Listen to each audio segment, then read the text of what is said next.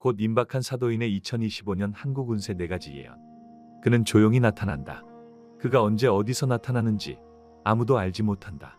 사람들은 그들을 사도인이라 불렀다. 칼을 팔되 돈을 받지 않는 자. 대금을 거부하고 미래의 어느 날 다시 나타나 수금을 요구한다는 외상칼 장수. 하지만 칼은 핑계였다. 그가 진정으로 남긴 것은 언제나 예언이었다. 짧은 한마디. 그러나 의미심장한 참어였다. 그 예언은 당장의 해석은 어렵지만 시간이 지나면 모두가 고개를 끄덕이게 되는 말. 그래서 사람들은 그를 점쟁이라 부르지 않았다. 사도인이라 불렀다. 중국 송나라 이후 농촌을 떠돌며 칼과 가위를 파는 행상이 있었다. 하지만 그들은 달랐다. 칼을 외상으로 주고 단 한마디 말만 남겼다. 눈이 내리면 다시 오겠소. 다 살아있으면 그때 값을 받겠소. 이처럼 사도인이 남긴 말들은 비유적이고 시적이었다. 누구도 정확히 해석하지 못하지만 정확히 그 일이 벌어졌을 때 사람들은 뒤늦게야 고개를 끄덕였다. 그들은 스스로를 도가의 길을 걷는 자라 했고 귀곡자의 후계라 자처했다. 기문둔갑에 능하며 천간지지와 하늘의 운행을 읽을 줄 안다. 2020년 하남성 신년. 한 사도인이 나타나 두 자루의 식칼을 팔며 말했다. 올해는 수금하지 않겠소. 내년 살아남아 있다면 그때 값을 내시오. 이듬해 2021년 7월 하남성은 대홍수로 잠겼다. 수천 명이 사망했다는 소문이 돌았으나 공식 발표는 단지 수십 명. 사람들은 그 수치를 믿지 않았다. 그 마을 사람들은 말했다. 작년 그 노인 그 말이 이거였어. 2022년에는 더 기이한 일이 있었다. 호북성 대별산 근처 홍안현과 신현 경계에 살던 한 농민이 2021년 여름 칼을 사러 나온 노인을 만났다. 그 노인은 말했다. 내년 8월 여름에 눈이 내리면 다시 와서 수금하겠소. 눈이 내리지 않으면 그냥 잊으시오. 사람들은 비웃었다. 8월에 눈이 내릴 리 없다. 하지만 2022년 8월 그 지역에 실제로 눈이 내렸다. 이 일은 인터넷에서 크게 회자되었다.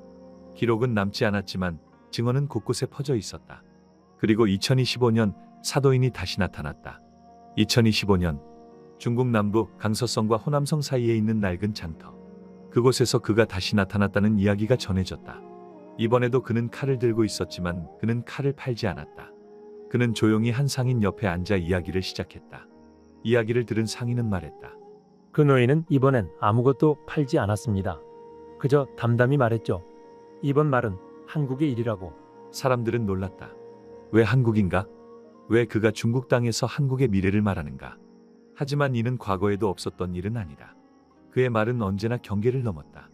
시간과 공간, 국가를 가리지 않았다. 그는 단지 다가올 운을 아는 자였다. 그가 말했다고 전해지는 5줄. 이번에 5가지 일들이 일어날 것이오. 그 땅은 이름이 조선이었고 지금은 다르게 불리는 나라. 그 나라의 변화가 몰아치리이다.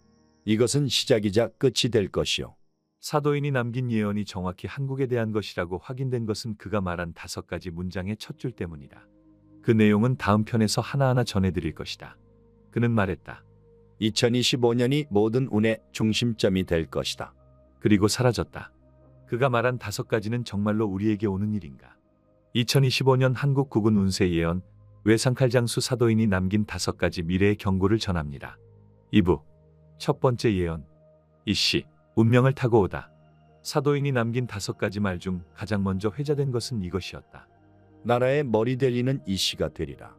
허나이는 누구나 아는 이가 아니요 젊고 신선한 바람을 타고 오르리니 기존의 틀을 벗은 자요 낡은 옷을 거부한 자니라. 그 운은 금년 2025년에 크게 모이니 백성은 혼란을 겪고 그 가운데 길이 열릴지니라. 큰 이변이 일어남은 누구도 예측치 못하였음이라. 사람들이 상상하는 이씨는 거의 대부분 일치했다. 하지만 예언은 말한다.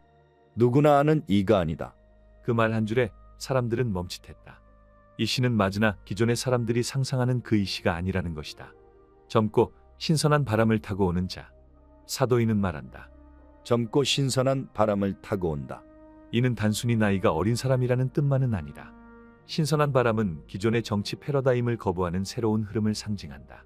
어쩌면 정당 정치의 바깥 혹은 그 경계를 넘나드는 자. 말로만 하는 개혁이 아닌 삶으로 변화를 보여준 자. 정치와 행정, 법과 제도 속에서 성장하지 않았기에 오히려 사람들의 피로감을 풀 수 있는 인물. 예언은 말한다.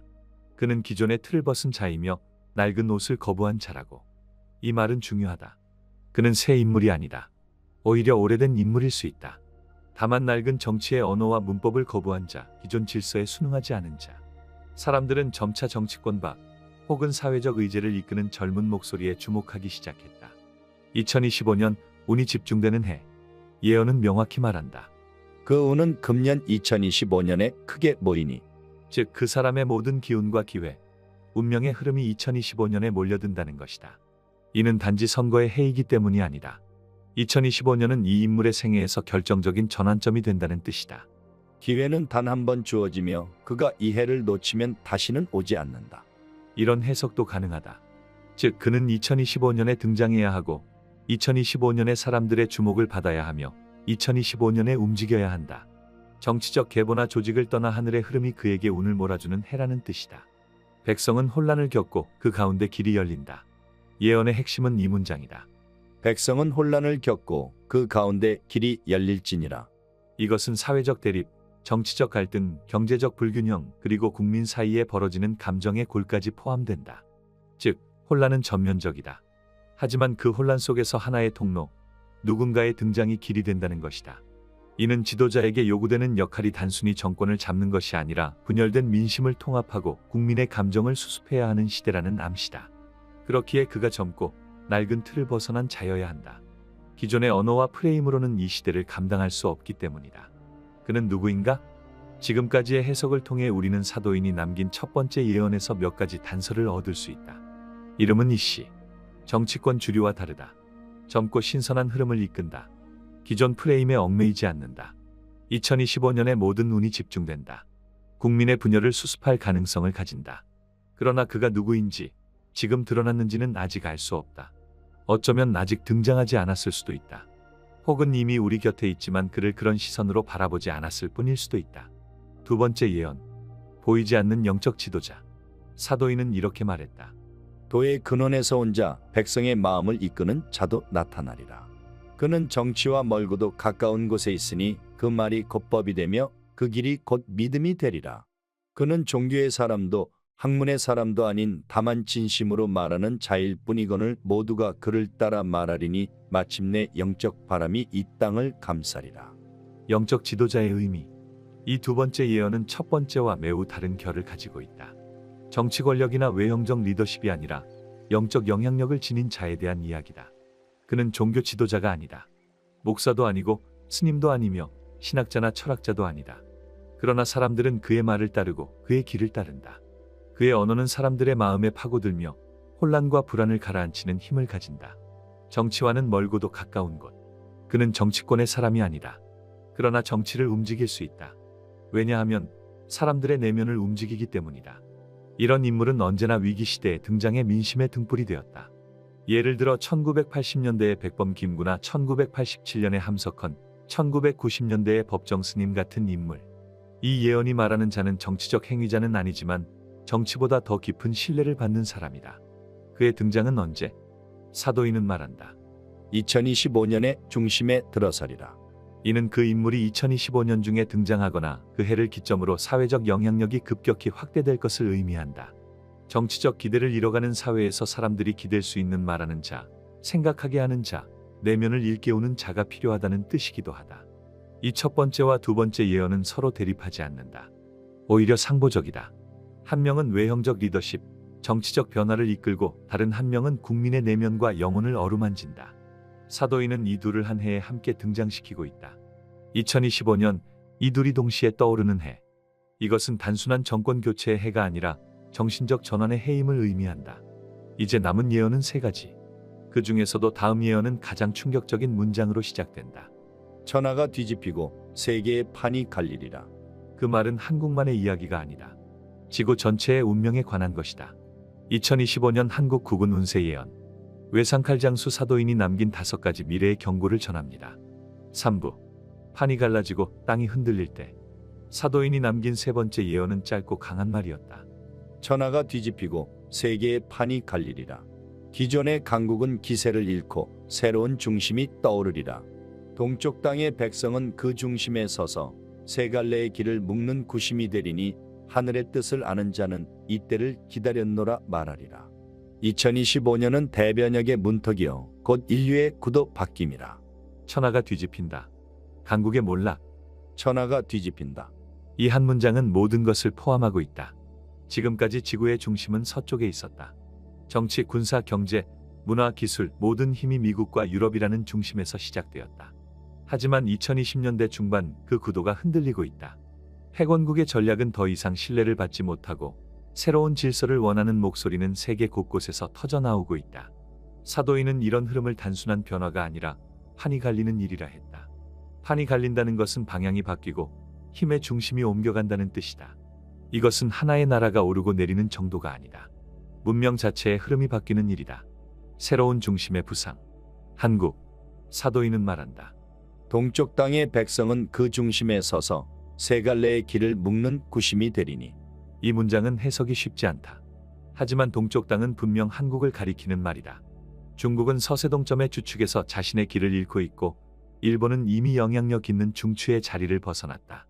그러나 한국은 기술, 문화, 산업, 민심 그리고 의식 수준까지 가파른 속도로 정점을 향해 나아가고 있다. 사도인은 이 시기를 단순한 성장이 아니라 구심점 형성이라고 했다. 그것은 세계 속의 조율자, 갈등을 중재하고 다른 길을 보여줄 수 있는 운명을 받은 자리라는 뜻이다. 세 갈래의 길을 묶는 자. 세 갈래의 길이란 무엇인가?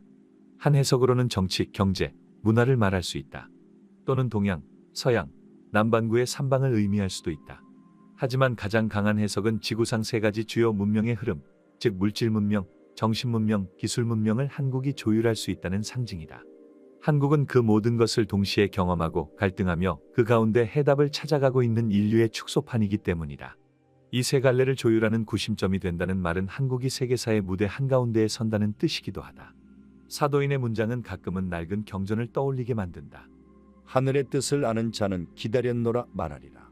이 말은 한국 안에 있는 일부 인물들 또는 정신적 흐름을 알고 있는 자들이 이미 이 날이 오리란 것을 예감하고 있었다는 뜻이다. 그들에게 2025년은 단순한 해가 아니다. 역사의 정점, 운명의 시작점이다. 네 번째 예언. 국경의 소멸과 인구의 감소. 사도인은 이어 이렇게 말했다. 사람의 수는 줄어들며 국경은 무의미해지리라. 눈에 보이는 경계는 허물어지고 인간은 하나의 운명체가 되리니 그 시작이 동방에서 일어나고 그 물결이 서방으로 번지리라. 이제 땅은 그 소유를 다투지 않으리니 그날이 오면 모두가 같은 하늘 아래 모여 살리라. 그러나 그 전엔 큰 고비와 재앙이 지나야 하리라. 인구의 전환기. 전 세계는 지금 사상 초유의 인구 감소 시대로 진입하고 있다. 출산율은 내려가고 노령화는 급속도로 진행되고 있다. 그 속도는 한국, 일본, 중국에서 가장 먼저 나타나고 있으며 서구도 그 흐름을 피하지 못하고 있다. 사도인은 이를 단순한 통계가 아닌 문명의 전환 신호로 보고 있다. 인류는 늘어나는 것에 익숙했지만 줄어드는 시대에 맞는 철학을 아직 준비하지 못했다. 그래서 사도인은 사람의 수가 줄어드는 것을 하늘의 메시지라 본 것이다. 국경은 무의미해진다. 경계의 해체. 사도인의 예언은 물리적, 행정적 경계를 완전히 무력화하는 시점을 말한다. 눈에 보이는 경계는 허물어지고 인간은 하나의 운명체가 되리니. 지금 세계는 국가, 민족, 이념을 넘어 지구 공동의 위기에 직면하고 있다. 질병, 기후, 전쟁, 사이버 재난 어느 하나도 국경 안에 머무르지 않는다. 사도인은 이 흐름이 경계를 지우는 계기가 될 것이라 보았다. 이후 인류는 소속과 소유보다는 연결과 책임을 중심으로 공동체를 새롭게 구성하게 될 것이다. 그 시작은 동방에서, 물결은 서방으로. 사도인은 그 시작이 동방에서 일어난다고 했다. 그리고 그 물결은 서방으로 번진다고 덧붙였다. 이 말은 매우 상징적이다. 동방, 곧 한국 그리고 동아시아는 지금 인류가 마주한 문제들을 가장 먼저 경험하고 있다. 이 지역은 기술의 진보, 인구의 감소, 정체성과 혼란, 국가적 갈등과 불확실성을 가장 압축적으로 겪고 있다. 그래서 이 땅에서 새로운 해답이 먼저 나타날 수 있다는 뜻이다. 모두가 같은 하늘 아래. 사도인은 그날이 오면 모두가 같은 하늘 아래 모여 살리라고 말했다. 이것은 단지 하나의 세계정부 같은 구조가 아니라 의식의 통합을 의미한다. 서로를 적대하고 소유와 경계로 나뉜 세상에서 연결과 생존 그리고 조화를 위한 공동운명체로 인류는 다시 태어나야 한다는 뜻이다. 하지만 사도인은 경고도 남겼다. 그러나 그 전엔 큰 고비와 재앙이 지나야 하리라. 그 전에는 파괴와 혼란 그리고 피할 수 없는 고통의 시간이 온다는 뜻이다. 이 문장은 곧 이어지는 마지막 다섯 번째 예언의 전조이기도 하다. 2025년은 이 모든 변화의 문 앞에 서 있는 해다. 그래서 사도인은 이번 해를 반복해서 말한다. 그는 모든 예언의 기준점을 2025년으로 설정하고 있다. 이제 남은 예언은 단 하나. 그것은 지금까지의 모든 말들을 묻고 정리하고 결정짓는 말이다. 2025년 한국 국운 운세 예언. 외상칼장수 사도인이 남긴 5가지 미래의 경고를 전합니다. 사부. 마지막 말과 기회 그리고 침묵. 사도인이 남긴 마지막 예언. 그것은 단정적이었다. 이전의 모든 말들이 앞날을 알려주는 창이었다면 이 5번째 예언은 문을 닫는 말이었다. 마지막 예언. 시간의 끝에서. 이 모든 말은 오직 이 해 2025년에 이르러야 꽃피리니 그 해를 넘기면 다시 기회는 오지 않으리라. 내가 다시 와서 칼을 거둘 수 있다면 그대는 살아남은 것이요 살아있되 달라진 것이니라. 만약 내가 오지 않는다면 그대는 내 말을 기억하라. 2025년이 그 모든 시작의 해였노라. 이 예언의 핵심은 시간이다. 사도인은 말한다. 이 해를 넘기면 다시 기회는 오지 않는다. 그는 앞서 말한 이 시의 등장, 영적 지도자의 출현, 세계 판도의 변동, 국경의 소멸과 인류 공동체의 탄생, 이 모든 것이 2025년이라는 한 해를 중심으로 움직인다고 했다. 그리고 그 흐름을 따라잡지 못하면 기회는 사라진다는 것이다. 이는 개인에게도 국가에게도 해당된다. 내가 다시 와서 칼을 거둘 수 있다면. 이 말은 그가 실제로 다시 나타난다는 뜻이기도 하고 그의 말이 현실에서 실현되어 수금이 가능해지는 순간을 의미하기도 한다. 그가 칼을 팔고 시간을 남긴 것은 예언을 위한 준비다. 그가 다시 와서 칼을 거둔다는 건 그 예언이 실현되었음을 증명하는 행위다. 그리고 그 칼을 거두는 사람은 살아남은 자다. 사도인은 살아남았다는 말을 육체적 생존 이상으로 사용하고 있다. 살아남은 것이요 살아있되 달라진 것이니라. 이 문장은 변화에 적응한 자, 새로운 운에 올라탄 자, 그런 자만이 살아남았다고 표현할 수 있다는 뜻이다. 지금까지의 삶을 그대로 유지한 채 새 시대를 맞는 것은 불가능하다는 경고. 2025년 그 해에 맞춰 생각이 달라지고 가치가 바뀌고 말과 행동이 새로워진 자, 그런 자만이 그의 칼을 되돌려줄 수 있다는 말이다. 2025년이 그 모든 시작의 해였노라. 시작이라는 단어는 단순한 시작이 아니라 전환의 시작, 길이 나뉘는 시작, 한 시대가 마감되고 다음 시대가 열리는 경계라는 뜻이다. 사도인은 이 해를 마치 역사서의 장 제목처럼 말하고 있다. 이는 우리가 앞으로 살아갈 모든 시간에서 2025년을 기준점으로 삼아야 한다는 경고이자 기억해야 할 연도라는 선언이다. 사도인은 이후 나타나지 않았다. 그가 머물렀다는 중국 남부의 장터에도 그의 흔적은 남지 않았다. 사람들은 묻지 않았다. 그는 늘 그래왔다. 잠시 나타났다가 아무 말 없이 사라진다. 다만 이번엔 예언의 무게가 달랐다. 중국이 아니라 한국을 향한 말, 그리고 그 안에 담긴 인류의 변화, 세계의 전환, 정치의 재편, 영성의 부활, 공동체의 복원. 그가 남긴 것은 하나의 문장들이 아니라 시대 전체를 관통하는 질문이었다. 그가 바란 건 누군가가 해설해주는 뉴스가 아니라 듣는 자 스스로가 자신만의 결론을 갖는 것일지 모르겠다. 그래서 우리는 그의 예언을 두고 각자의 자리에서 생각해야 한다. 누군가는 그를 믿지 않을 것이다. 누군가는 그의 말 속에서 길을 찾을 것이다. 그러나 분명한 건 그가 말한 해 2025년은 이미 시작되었고 우리는 그 안에 들어와 있다는 사실이다. 2025년 한국 국운 운세 예언. 중국의 외상칼장수 사도인이 다시 나타나 한국에 관한 5가지 예언을 남겼다. 젊은 지도자의 등장부터 세계 판도의 재편, 영적 인물의 출현, 인구 감소와 국경의 해체, 그리고 마지막 경고까지. 이 모든 말은 2025년을 중심으로 펼쳐진다. 오늘의 영상이 도움이 되셨다면 좋아요와 구독 부탁드립니다. 여러분의 의견도 댓글로 남겨주세요. 2025년 한국의 국운과 미래를 예언한 충격적인 메시지가 인도 신지아케 소속의 여성 예언자로부터 공개되었습니다. 새로운 대통령의 등장을 포함해 대한민국의 운세가 세계 질서와 어떻게 연결되는지를 짚어봅니다. 지금부터 그 예언의 전모를 들어보시기 바랍니다. 인도 남부의 외부인의 출입이 철저히 통제된 한 작은 수도원. 이곳은 신지아케의 비공개 명상센터 중 하나다. 이 단체는 오래전부터 인류 문명의 흐름을 예견하고 선택받은 이들에게만 그 메시지를 전달해 온 것으로 알려져 있다. 그곳에서 조용히 활동하던 한 여성 예언가가 최근 몇 달 사이 전 세계 일부 고위 인사들 사이에서 은밀하게 회자되고 있다. 그녀의 이름은 아누마 라즈비. 1971년 인도 마하라슈트라주에서 태어난 그녀는 어린 시절부터 기이한 꿈과 빛의 음성이라 불리는 신비한 체험을 반복했다. 신지아케는 그녀의 영적 감흥 능력을 수년간 관찰한 끝에 33세가 되던 해 그녀를 내부 전원 서클의 예언 전승자로 공식 인정했다. 그 이후로 그녀는 외부에 거의 노출되지 않았으며 단 한 번도 언론의 모습을 드러낸 적이 없다. 그런 그녀가 2024년 말에 남긴 한 메시지는 충격적이었다. 그 메시지의 핵심은 분명했다. 2025년 한반도가 움직인다. 하늘은 동쪽의 문을 다시 연다. 그녀가 말한 동쪽의 문은 신지학회 내부에서도 오랜 세월 봉인된 개념으로 여겨져 왔다. 동방의 땅, 즉 한민족의 뿌리가 자리한 그곳은 이미 오래전부터 최후의 조율이 이뤄질 무대로 기록돼 있었다. 하지만 공식적으로 그것을 언급한 예언자는 60여 년 만에 처음이었다. 아누마는 이 예언을 하기까지 17일간 단식을 하며 준비했다고 한다. 그녀는 자신의 방 안에서 촛불 하나만 켜둔 채 앉아 있었다고 한다. 식사는 물론 물도 거의 마시지 않았다고 한다. 그녀의 방은 완전한 침묵 속에 있었고 단 한 번도 외부와 접촉하지 않았다. 그런 단식이 끝난 날 그녀는 조용히 입을 열었다. 그리고 말했다. 지금부터 말하는 것은 내가 아는 것이 아니다. 이것은 내게 전해진 것이며 나는 그것을 다시 전할 뿐이다. 그녀의 목소리는 낮고 느릿했다. 그리고 마치 짐승의 숨소리처럼 진동하는 그 울림 속에서 예언은 시작되었다. 아누마 라즈비의 첫 번째 예언. 그녀는 이렇게 말했다.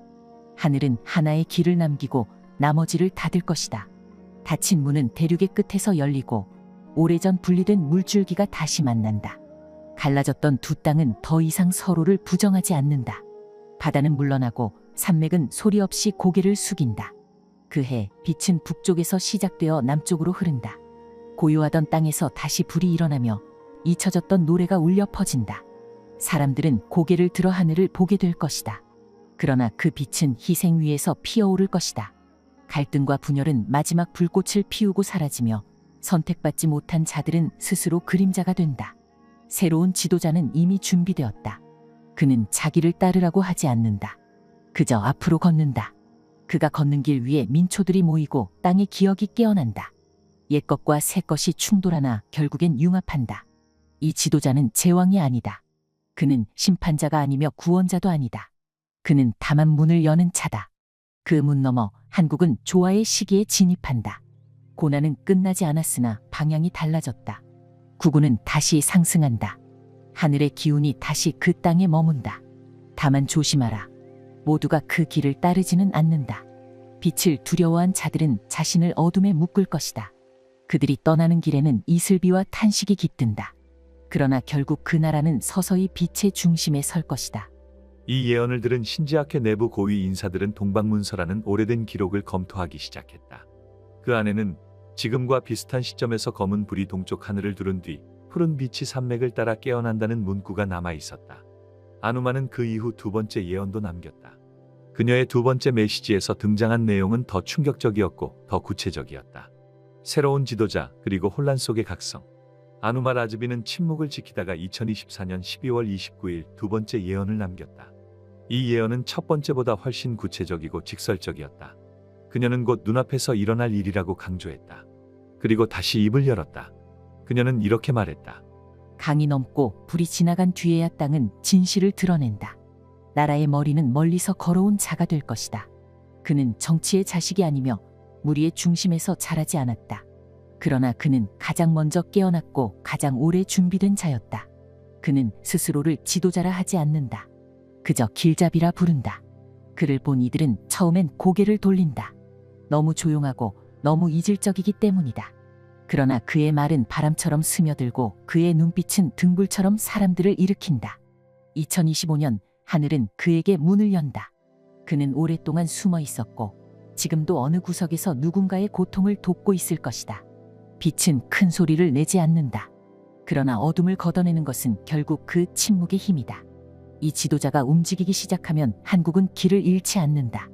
산도 그를 따르고 강도 그를 따른다. 그는 평화를 약속하지 않는다. 다만 혼란 속에서 방향을 제시한다. 이 지도자가 나타나는 해, 나라의 기운은 거꾸로 흐르던 강물처럼 다시 제 갈 길을 찾게 된다. 그는 수치를 드러내지 않고 권력을 탐하지 않는다. 그러나 마침내 사람들이 그를 따라 나서고 이 땅의 숨은 약속이 현실로 드러난다. 나라의 운세는 그를 중심으로 바뀔 것이다. 조용한 지도자, 그는 소리 없는 큰 울림이다. 이 예언에서 언급된 멀리서 걸어온 자라는 표현은 아누마가 예전부터 강조해온 특징과 일치한다. 신지학회 내부 문서에는 5번째 문을 넘어온 자, 중심의 바깥에서 도래한다는 기록이 있다. 이는 기존 정치권이나 재계 인사가 아닌 완전히 다른 경로를 통해 지도자가 등장할 것임을 암시한다.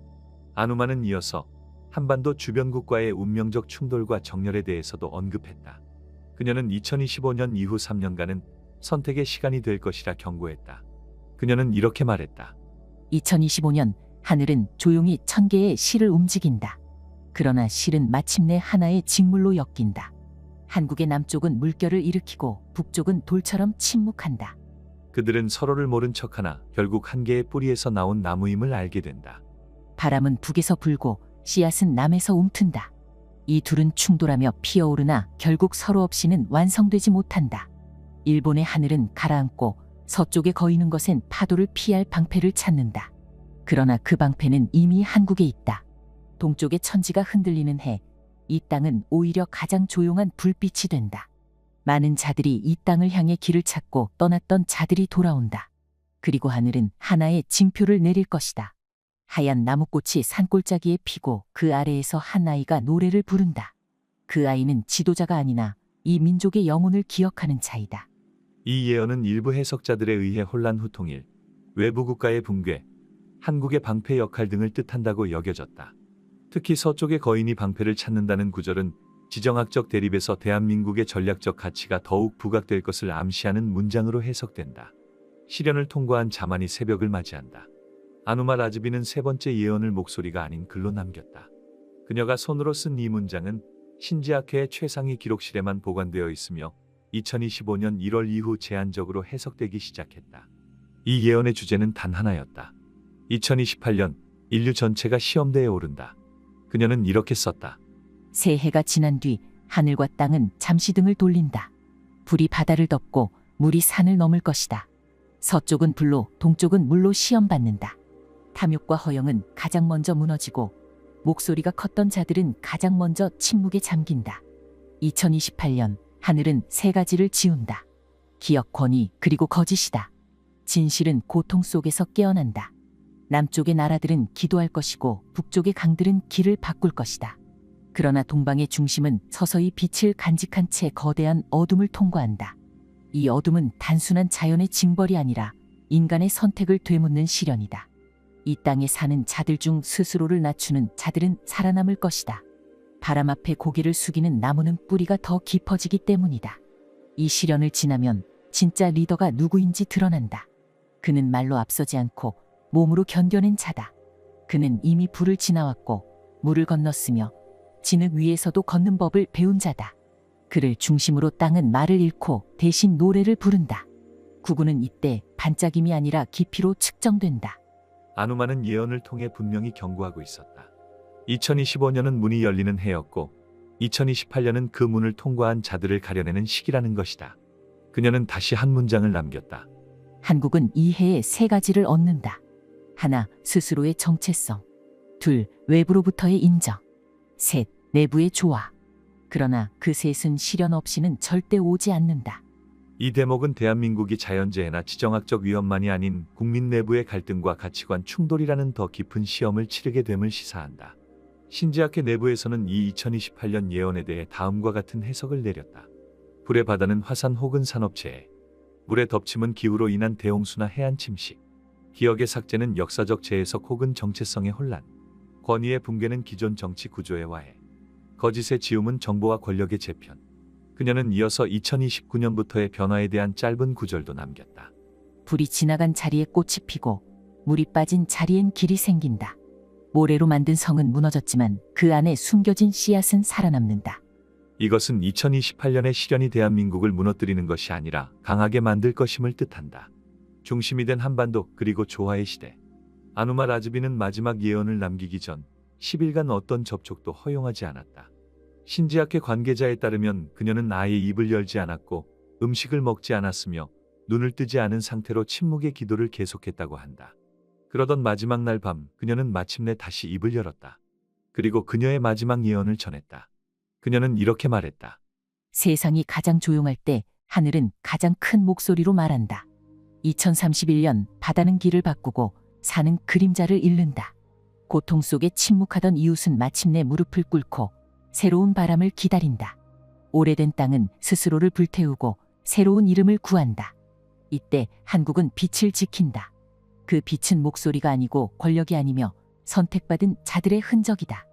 2034년 하늘은 중심을 동방에 둔다. 바람은 동쪽에서 불고 강물은 그쪽으로 흐른다. 이 땅은 이제 더 이상 질문하지 않는다. 대신 응답한다. 이 땅에 태어난 자들은 스스로의 무게를 알게 될 것이다. 그 무게는 책임이고 빛이고 유산이다. 이제는 말하지 않아도 한다. 이제는 드러내지 않아도 따른다. 대한민국은 그때 빛의 중심이 된다. 이 예언은 대한민국이 단순한 한 국가의 틀을 넘어서 세계 질서를 조율하는 조화의 핵심으로 떠오른다는 뜻으로 해석된다. 단순히 경제나 군사력의 중심이 아니라 도덕적 영적 중심지로의 부상을 의미하는 것이다. 신재학회는 이 구절을 조화의 시대 선언이라고 정리했다. 특히 이 예언의 중요한 지점은 지도자에 대한 표현이 사라졌다는 점이다. 즉, 2034년 이후에는 특정 인물이 이끌지 않아도 사회 전체가 하나의 의식처럼 움직이는 수준에 도달한다는 뜻으로 읽힌다. 아누마는 마지막으로 짧은 한 구절을 남겼다. 나무는 더 이상 뿌리만으로 자라지 않는다. 그늘과 열매 그리고 향기로서 스스로를 완성한다. 한국도 그러하리라. 지금까지 인도 신지학회 예언자 아누마 라즈비가 남긴 2025년 그 이후 한국의 미래운세 구군에 관한 메시지였습니다.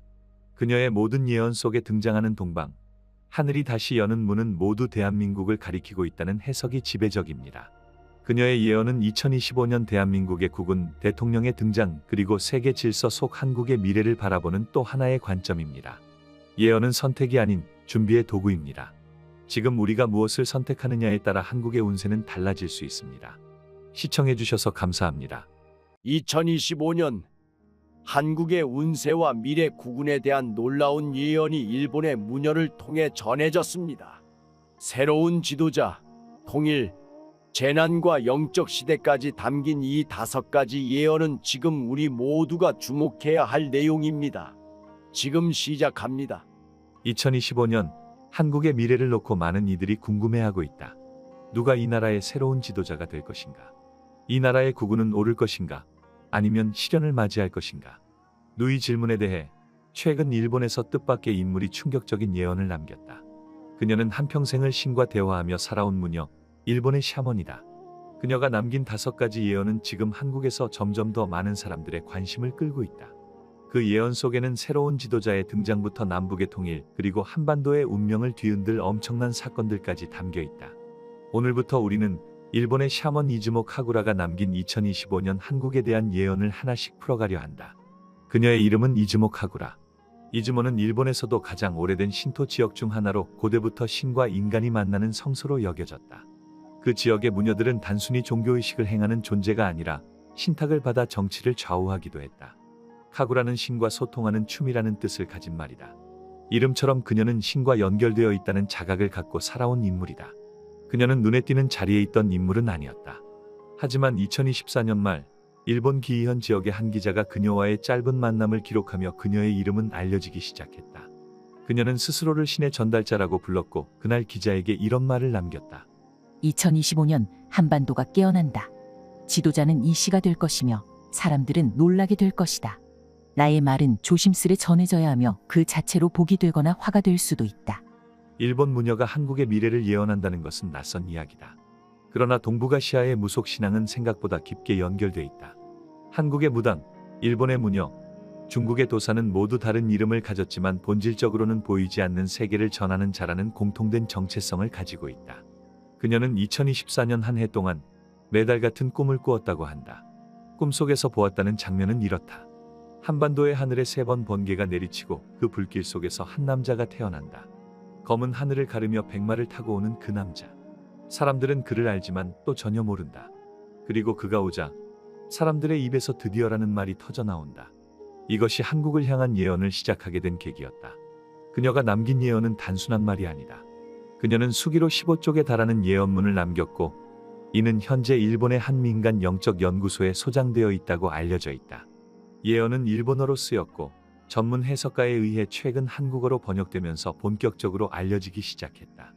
그녀는 예언을 말한 것이 아니라 기록으로 남겼다. 그 기록에는 2025년부터 2035년까지의 흐름이 담겨 있으며 특히 한국과 관련된 대목이 가장 인상적이다. 그녀는 기록 서두에 이렇게 적었다. 동쪽에서 깨어나는 나라가 있다. 세계가 조용히 주목하지만 그것은 불현듯 세상의 중심이 될 것이다. 내가 본 것은 단지 미래가 아니라 그 미래를 이끄는 이의 형상이다.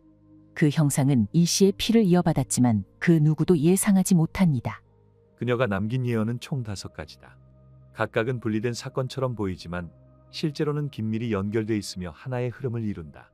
하나, 새로운 지도자의 등장. 둘, 일본과 한국을 덮치는 자연재해. 셋, 그로 인한 전염병의 확산. 넷, 남북한의 통일과 국운 상승. 다섯, 동아시아와 영적 시대의 도래. 다음 이야기부터는 그녀가 남긴 첫 번째 예언을 전할 것이다. 이 씨가 나타난다. 그러나 그 누구도 예상하지 못한 사람이다. 그 신비롭고도 충격적인 예언의 내용이 곧 펼쳐진다. 2025년 일본의 무녀 이즈모 카구라가 남긴 예언 가운데 가장 먼저 등장하는 것은 한국의 새로운 지도자에 대한 것이었다. 많은 사람들은 이 예언을 들으며 고개를 갸웃거렸다. 이즈모 카구라는 이렇게 기록했다. 2025년 봄. 하늘은 침묵으로 물들고 땅은 3번의 숨을 들이쉰다. 산은 움직이지 않고 바다는 소리를 잃는다. 그때 한 사내가 모습을 드러낸다. 그는 이 씨의 피를 타고났으며 그 이름은 사람들에게 익숙하다. 그러나 그 얼굴은 아무도 기억하지 못한다. 그는 한때 모두가 지나쳤던 자이며 그림자 속에 있었던 이다. 누구도 그를 앞세우지 않았고 누구도 그를 경계하지 않았다. 그러나 그는 이 땅의 고요함을 깨뜨릴 자이다. 그는 말하지 않고 나타나며 사람들 스스로 그를 부르게 될 것이다. 한 사람, 2사람, 10사람, 100사람이 그의 이름을 입에 올린다. 그리고 어느 날 1000명이 그의 앞에 고개를 숙일 것이다. 100마는 없으나 그는 백마처럼 보일 것이다.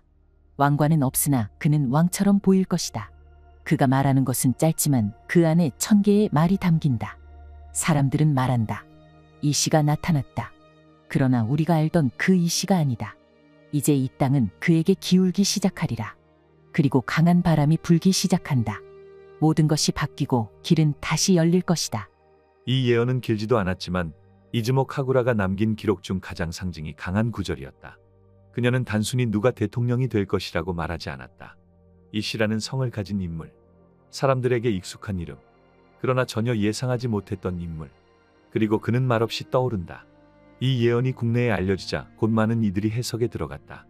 한국에서 이 씨 성을 가진 인물은 너무나 많다. 왕조부터 시작해 정치인, 교수, 기업가, 운동선수, 목회자에 이르기까지 셀 수 없다. 하지만 이즈모 카구라는 이 씨는 익숙하지만 얼굴은 낯설다고 했다.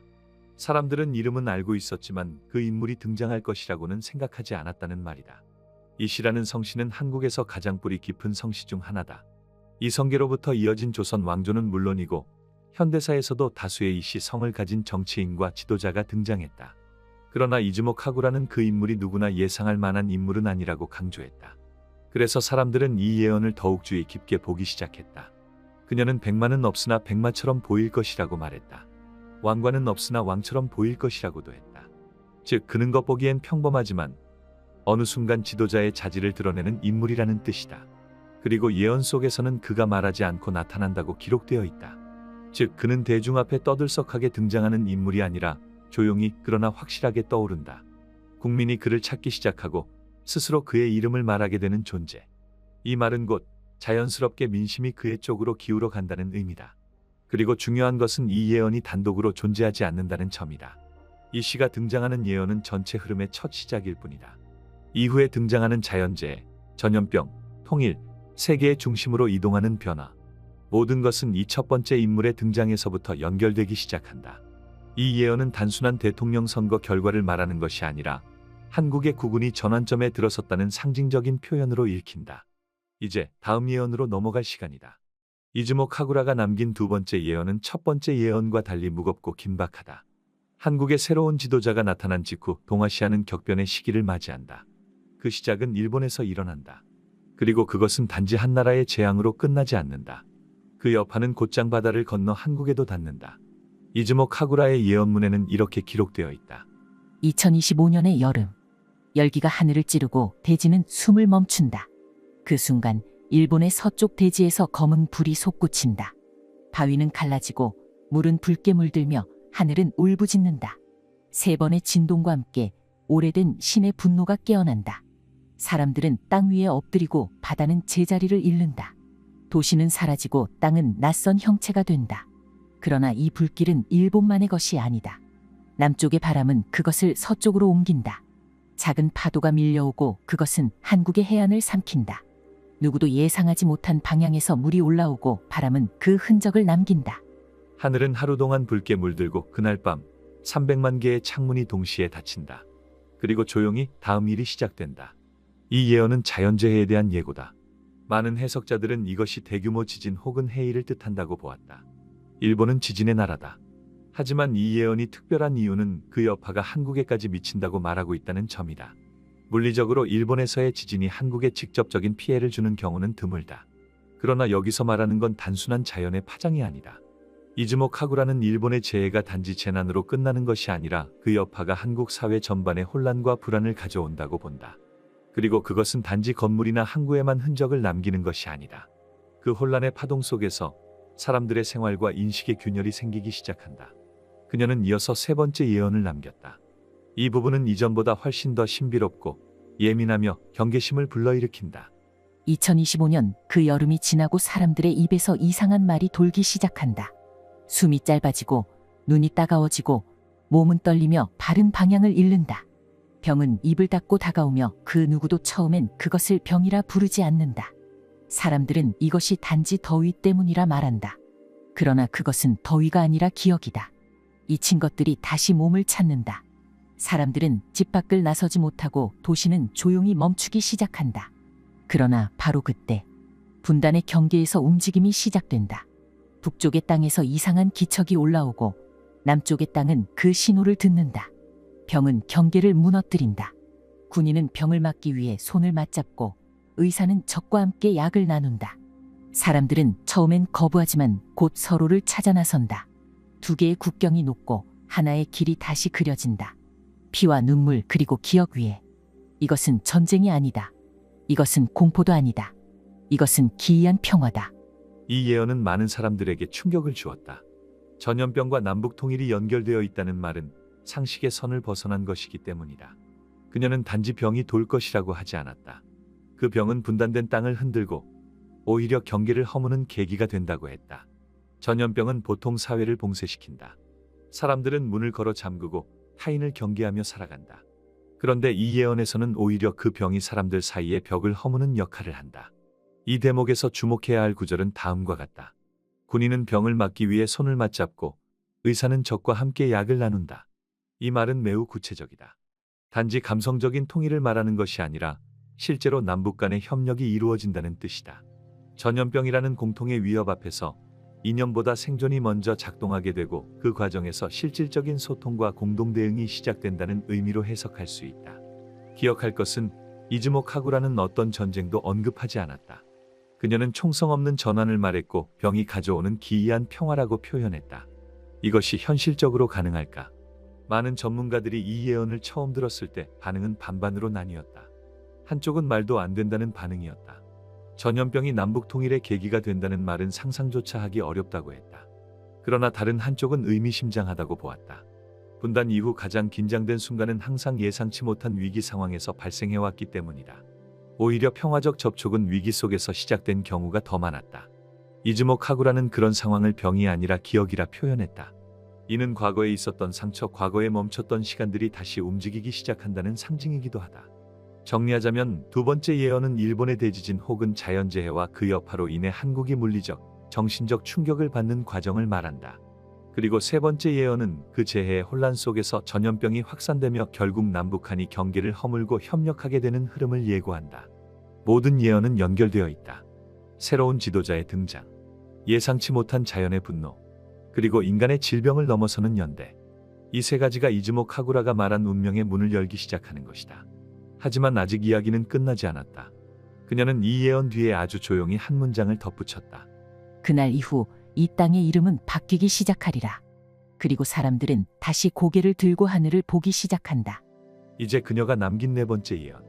남북 통일 이후 세계에서 대한민국이 어떤 모습으로 떠오르게 되는지에 대한 가장 충격적이고 장대한 예언을 알아보겠다. 지금까지의 예언이 시작이라면 다음은 새로운 세계의 출현이다.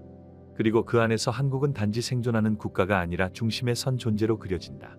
그녀는 단지 한반도의 평화가 올 것이라고 말하지 않았다. 그녀는 분명하게 말했다.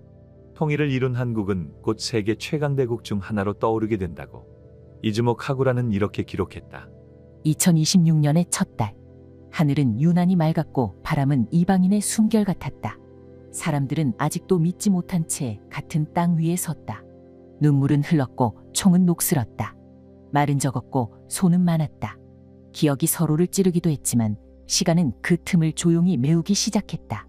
그리고 조용히 아무도 예상하지 못한 일이 시작된다.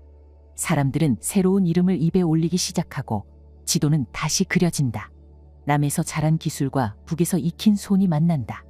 강은 통로가 되고 산은 보루가 되며 도시는 평야 위에 순식간에 세워진다. 새로운 나라.